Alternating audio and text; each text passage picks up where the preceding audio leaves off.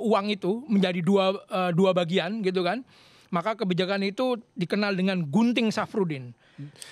Karena uang kertas dipotong, digunting. Itu sebuah kampanye nasional di kampanye publik nasional. Mengajak masyarakat untuk mengambil uangnya dan menggunting. Iya, menggunting yang kiri itu bisa dipergunakan, yang kanan itu akan dikonversi menjadi tabungan atau obligasi gitu ya. Jadi pemerintah itu ngutang ke rakyatnya dengan cara menggunting uang itu.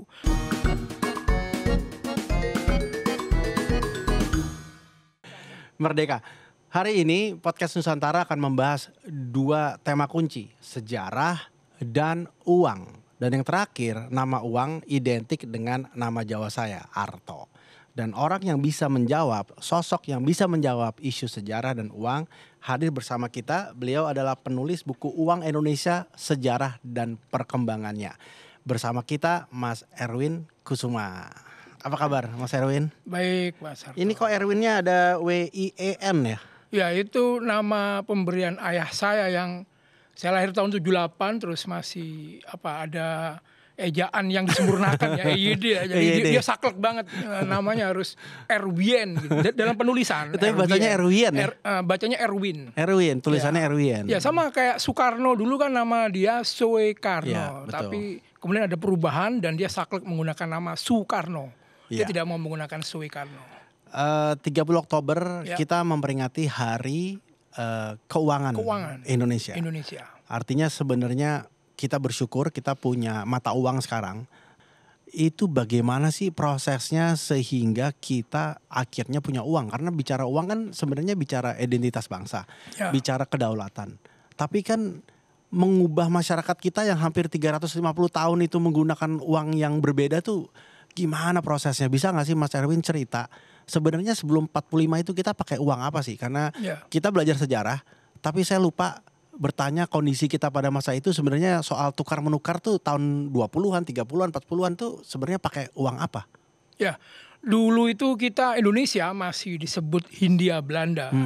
Jadi pemerintah Hindia Belanda itu mengeluarkan dua macam mata uang, Mas. Jadi mata uangnya gulden, tapi jenisnya itu ada dua jenis. Pertama itu uang yang dikeluarkan oleh pemerintah Hindia Belanda. Jadi dulu hukum uang Hindia Belanda itu membagi uang 5 gulden ke bawah itu dicetak oleh pemerintah. Gitu. Kalau uang 5 gulden ke atas dicetak oleh Diafasbank. Diafasbank itu bank sirkulasi yang kemudian nanti di tahun 51 dinasionalisasi menjadi milik Indonesia. Kemudian 1 Juli 53 diubah menjadi Bank Indonesia. Nah, kembali ke pertanyaan tadi, di Hindia Belanda itu ada dua mata uang itu. Jadi uang pemerintah di bawah 5 gulden dan uang Diafasbank di atas 5 gulden. Nah, itu yang kita gunakan, yang masyarakat gunakan. Walaupun di mata uangnya itu tertera gulden, tapi masyarakat kita sudah terbiasa menggunakan kata rupiah. Jadi gulden itu dikenal sebagai rupiah juga. Sebentar. Kata rupiah itu datang dari mana? Rupiah itu tentunya dari India ya, rupiah ya, dan itu pengaruh budaya yang sangat lama sekali. Jadi dari tahun 1800 itu ditukar menukar perdagangan kita ini rupiah, kemudian rupiah ini sudah sangat familiar di masyarakat. Dan juga ada beberapa mata uang koin itu memang mencantumkan rupiah juga dalam bahasa dalam huruf Jawa dan Sanskerta, rupiah gitu. Jadi itu sudah biasa buat Hindia Belanda. Artinya tidak kehadiran kata rupiah itu diamini oleh pemerintah Belanda, tapi bukan by design karena itu dibangun lewat budaya ya? Iya, lewat budaya. Itu diadopsi. Menarik. Jadi itu uang itu tidak hanya alat perekonomian, alat perdagangan, tapi juga ada alat kebudayaan di situ. Dan nanti kemudian di ORI yang akan kita bicarakan itu menjadi alat perjuangan kemerdekaan. Nah, oke. Gitu. Sebelum sampai ke situ, artinya di era-era 1900 awal kita sudah terbiasa hidup dengan mata uang gulden tadi ya. dengan peraturan-peraturan tadi. Dan itu yang nyetak siapa berarti? Itu ada tadi itu ada pemerintah Hindia Belanda 5 gulden ke bawah dan Die Bank sebagai bank sirkulasi itu mencetak 5 gulden ke atas. Artinya dicetak di Indonesia. Dicetak di Indonesia. Bukan mata uang yang diambil dari negeri Belanda. Bukan. Okay. Karena makanya sudah ada pabrik pencetakan ya yang didirikan Hindia Belanda di Indonesia, di Hindia Belanda gitu. Oke. Dan uang itu tidak bisa dipakai seperti kalau dolar bisa kemana-mana pada masa itu? Bisa karena mempunyai standar nilai tukar. Sudah ada nilai tukar dan di setiap periode itu di dunia, di perdagangan dunia selalu ada uang-uang yang mendominasi kemudian menjadi standar seperti US dollar hari ini. Nah, apa yang menarik pada periode sebelum kita punya uang? Kemudian ada masa pendudukan Jepang, Mas Arto. Oh iya. Ya kan? 3,5 tahun dari 42 sampai 45 itu kemudian nambah lagi tuh hazana uang yang beredar di Hindia Belanda ini. Jepang nggak mau pakai di Indonesia uang, ini. Iya, Jepang membawa uang invasi namanya. gitu dan menggunakan rupiah juga gitu. Berarti yen. Ya, yen. Kemudian waktu di Indonesia itu membawa yen yang kemudian mencetak yang ada kata rupiahnya juga gitu. Jadi sama dia mempelajari juga bahwa dia tidak mau merusak stabilitas kata rupiah yang sudah beredar di Hindia Belanda. Kemudian dia ganti semena-mena enggak. Jadi diadaptasi tetap. Yen bersanding dengan rupiah sama halnya gulden tadi bersanding dengan rupiah juga. Begitu. Dan kemudian mata uang rupiah lahir setelah kita kemerdekaan. Ya. Tahun berapa pertama kali kita? Itu kalau kita bicara ide awal, jelas lah founding father ini ya, para pendiri bangsa ini waktu memproklamasikan ketika mau memerdekakan republik ini, jelas salah satu komponen dari kemerdekaan atau elemen kemerdekaan dan kedaulatan itu adalah ketika dia memiliki mata uang sendiri gitu ya kan. Jadi ada teritori, ada rakyatnya, juga ada secara ekonomi mempunyai mata uang sendiri. Banget ya itu. Sehingga ketika memproklamasikan kemudian disusun Undang-Undang Dasar 1945 di sehari setelahnya 18 Agustus 45 itu sebenarnya sudah ada di penjelasan UUD itu sudah ada amanat untuk mencetak uang rupiah gitu, mata uang rupiah sebagai mata uang Republik Indonesia, tapi tentunya itu memerlukan proses. Mas gitu, sehingga proses ini berjalan dari 17 Agustus 1945 Indonesia baru bisa menerbitkan uang rupiah dengan nama ORI, uang Republik Indonesia. Uang Republik Indonesia itu di 30 Oktober 1946, sehingga kita memperingati hingga hari ini 30 Oktober itu sebagai hari keuangan Indonesia gitu. Oke, tapi saya bayangin ya pada masa itu uang di mana-mana artinya. Betul. Ada guldennya, ada si yennya, ada orinya. Ya. Itu gimana cara? Jadi setelah kita merdeka 17 Agustus 1945, yang pertama kali dilakukan oleh pemerintah di sekitar Oktober 1945 itu menetapkan uang-uang yang boleh beredar dan boleh digunakan oleh masyarakat dalam perdagangan.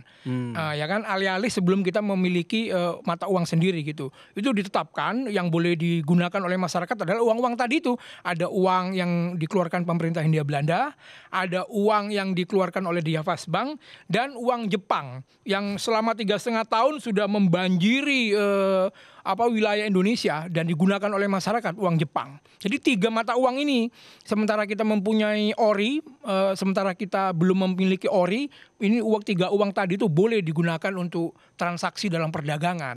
Iya, itu bisa ribet banget pada masa itu ya, karena bisa jadi masyarakat juga bingung harus pegang uang yang mana. Betul. Dan nilai tukarnya bisa jadi berbeda-beda. Iya. Kalau nilai tukar sebenarnya waktu pemerintah sebelum merilis ORI di Oktober 1946 itu di Agustus 1946 itu nanti ada peraturan perundangan yang menyatakan bahwa ORI itu hanya berlaku untuk Jawa dan Madura, Mas Aryo. Gitu ya, hanya berlaku di Jawa dan Madura. Dan itu menunjukkan bagaimana pemerintahan yang baru ini ya dengan tidak mudah menyelenggarakan keuangan secara nasional dari Sabang sampai Merauke gitu ya, sehingga bertahap. Jadi ORI itu hanya berlaku di Jawa dan Madura, kemudian ditetapkan juga berapa pertukarannya dengan gulden, berapa pertukarannya dengan uang yen gitu, itu diatur semua. Walaupun nanti kemudian permasalahannya adalah bagaimana di masyarakat uang ini secara nyata bertarung, tentunya tidak akan sama dengan peraturan yang ada gitu. Jadi berbeda-beda. Betul. Di wilayah yang banyak dikuasai oleh tentara sekutu, tentara Nika, ya tentunya uang ori kalah bersaing dengan uang Nika. Tapi sebaliknya di daerah-daerah yang itu di situ pasukan Republik lebih kuat gitu ya, uang ori lebih dikdaya daripada uang Nika misalnya. Dan itu pertarungan yang terus berlangsung dari periode 46 sampai 48 saya kira ya. Gitu. Jadi selalu terus bertarung antara uang merah dengan uang putih. Pak, Bapak nggak bisa ke sini, uang itu nggak laku di sini, Bapak harus kayak gitu-gitu dong. Dan bahkan di beberapa daerah yang misalnya masih perlawanan sengit antara Nika dengan Indonesia, ya makanya saya bilang bahwa uang ori itu uang perjuangan, karena yang si pembawa uang ori ini juga mendapat beban, ya, jadi dia mempertahankan eksistensi pro Indonesia atau jadi serba salah gitu Mas. Jadi ada beberapa kisah yang di surat kabar dan beberapa secara bertutur ya, secara lisan itu mengatakan bahwa pembawa uang ori ini penuh perjuangan karena di wilayah-wilayah yang ternyata masih dikuasai oleh pihak Nika itu sangat beresiko sekali gitu. Dia dituduh dianggap sebagai pro kemerdekaan, pro Indonesia, sehingga berani membawa uang ori ke wilayah Nika gitu, itu mendapat sanksi yang sangat berat, bahkan nyawa taruhannya gitu. Kita ada beberapa slide ya, dokumentasi surat kabar pada masa itu. Mungkin Mas Erwin bisa cerita ke kami ya. 17 November 1945. Jadi ini yang saya katakan Mas Harto, bahwa tidak serta-merta kita langsung menerbitkan ori. Jadi pemerintah memerlukan proses. Tapi awal mula setelah undang-undang itu yang keluar tadi itu maklumat. 17 November 46 maklumat bahwa kita memang akan mencetak uang Republik Indonesia. Gitu. Kemudian kita dalam mencetak ori, mencetak uang itu kan tidak mudah kita langsung sebarkan gitu. Ada peraturan yang itu berlaku secara umum di dunia ya, bahwa yang menerbitkan itu harus bank sentral atau bank sirkulasi ya kan. Waktu itu negara Indonesia merdeka kan belum memiliki bank sirkulasi. Gitu kan, sementara ada kebutuhan mencetak uang rupiah dan mereka juga butuh pengakuan dari dunia internasional kan? Gitu. Jadi uang ori yang dilahirkan ini harus benar-benar mata uang yang tidak hanya dikdaya di Indonesia tapi juga diakui secara internasional gitu ya. Nah, ini gambaran bahwa Belanda menyerang dengan uang. Nah, itu tadi yang saya bilang bahwa di tengah datangnya Nika kembali ke Indonesia, mereka membawa uang merah, membawa uang Nika. Itu kemudian ada anggapan bahwa kita ini diserang.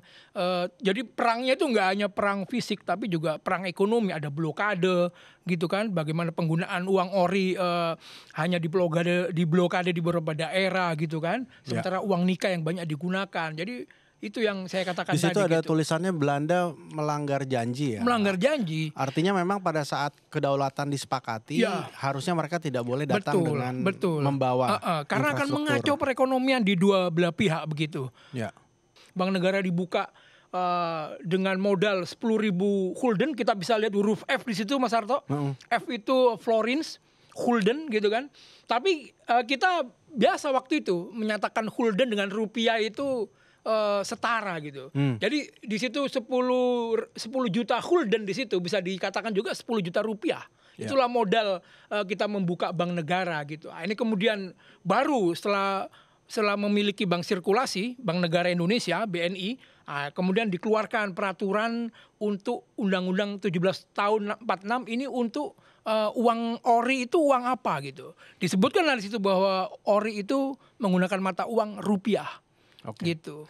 Baru secara resmi itu kita mempunyai mata uang namanya rupiah. Gitu kira-kira. Ini kesan-kesan yang ditangkap gitu ya. Uang kita mempunyai kekuatan gaib.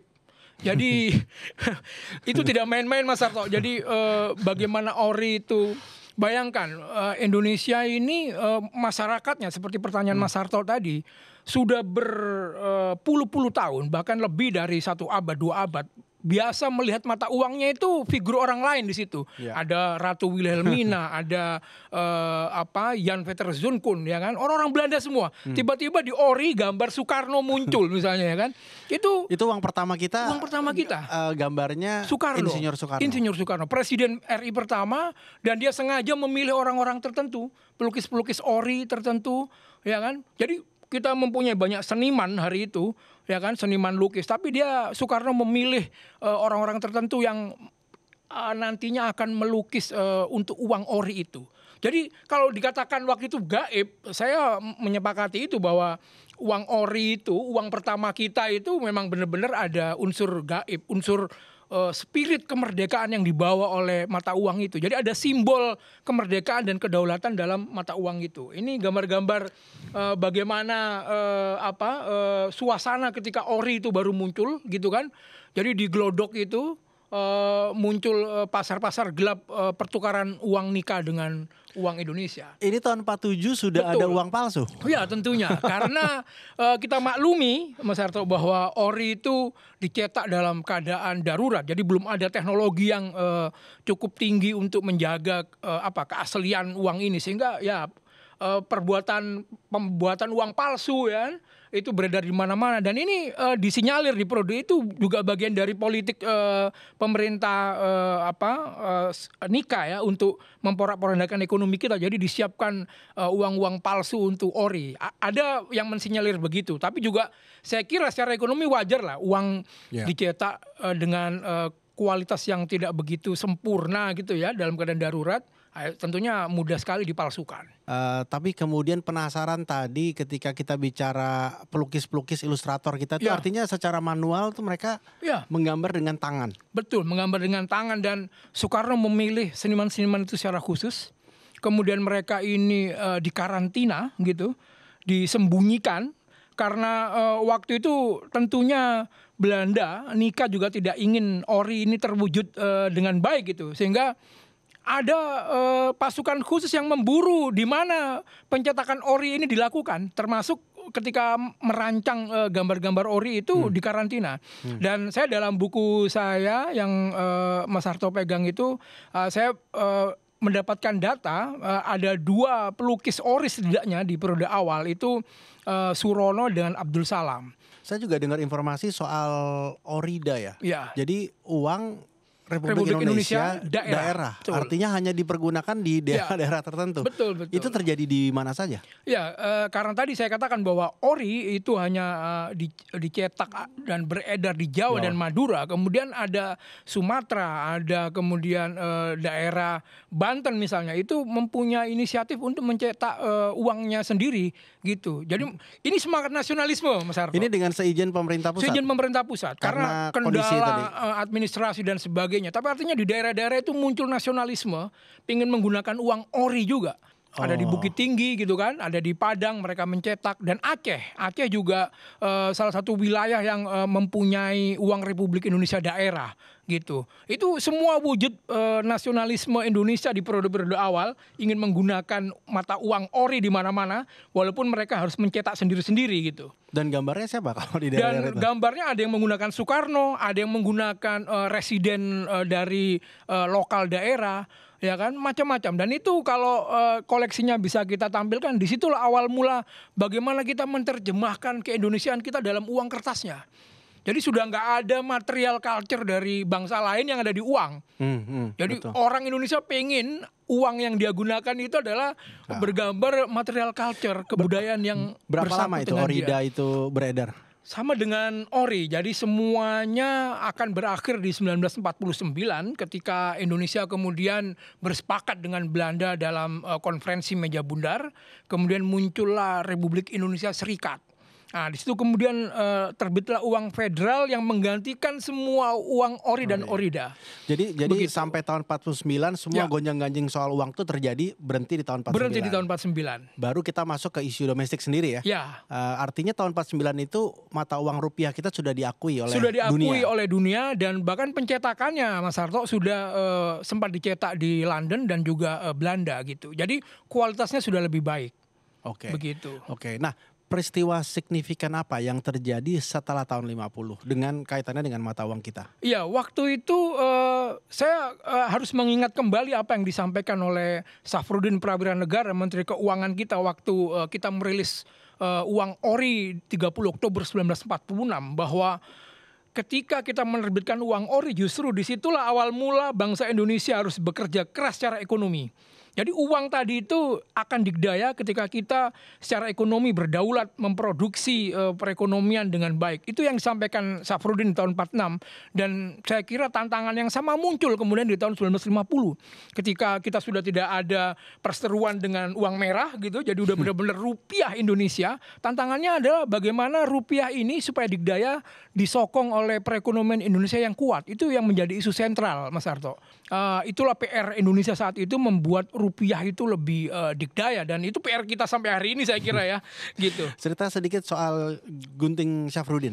Ya, itu karena waktu itu tadi perekonomian harus ditata. Republik ini baru menata diri gitu kan. Kemudian salah satu cara yang dipikir oleh Safrudin sebagai Menteri Keuangan yang paling efektif adalah dengan mengurangi mata uang yang beredar di Indonesia gitu, sehingga caranya adalah memotong uang itu menjadi dua bagian gitu kan. Maka kebijakan itu dikenal dengan gunting Safrudin. Itu karena uang kertas dipotong, digunting. Itu sebuah kampanye nasional di kampanye publik, nasional, mengajak masyarakat untuk mengambil uangnya dan menggunting. Iya, menggunting yang setengah, yang kiri itu bisa dipergunakan, yang kanan itu akan dikonversi menjadi tabungan atau obligasi gitu ya. Jadi pemerintah itu ngutang ke rakyatnya dengan cara menggunting uang itu. Nah, itu salah satu cara untuk memperbaiki ekonomi kita supaya uang beredar tidak terlalu membanjiri peredaran begitu. Itu tahun Maret sampai Agustus 1950 kira-kira gitu. Nah, di layar kita sudah ada contoh satu uang kita ya, satu rupiah. Bisa cerita nggak tanda-tanda atau karakter-karakter khas versi kita? Kalau saya lihat ini adalah uang pasca ori gitu. Tapi dari sini Mas Harto kita bisa belajar bahwa apa yang digambarkan dalam uang kertas ori itu kemudian masih menjadi tren pencetakan uang periode setelah ori. Uang Rp1 ini berarti yang menerbitkan pemerintah. Nah, karena di atasnya ada Republik Indonesia. Ini saya ingin sampaikan tadi itu Belanda, di periode Belanda itu kan uang dibagi dua itu. Jadi betul, ada uang yang diterbitkan pemerintah Rp5 ke 5 gulden ke bawah, dan uang yang diterbitkan oleh bank sentral, bank sirkulasi 5 gulden ke atas. Ini uang pemerintah. Jadi Rp1. Jadi 5 rupiah ke bawah itu menggunakan seri Rp1 gitu ya. Ini uang pemerintah tapi masih menggunakan gambar yang kurang lebih sangat simbolik sekali ya kan.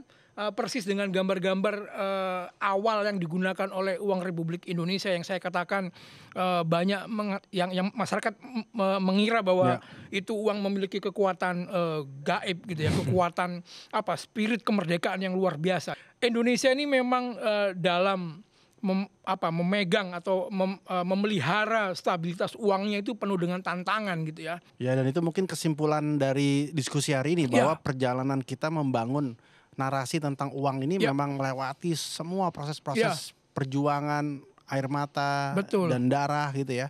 Dan ini sesuatu yang sebenarnya kita semua harus mensyukuri, menghargai, dan kemudian apa yang kita bisa lakukan untuk menjaga konsep itu. Ya, kita terus berinovasi gitu ya, mencari peluang-peluang perekonomian yang baru gitu ya. Mas Erwin, terima kasih banyak sudah hadir dan memberikan kita begitu banyak wawasan. Jelas sekali ya, uang ada kaitannya dengan kedaulatan dan proses perjuangan kita ya. So, sampai di sini acara kita, diskusi kita, dan terus membangun negeri ini dengan semangat yang positif.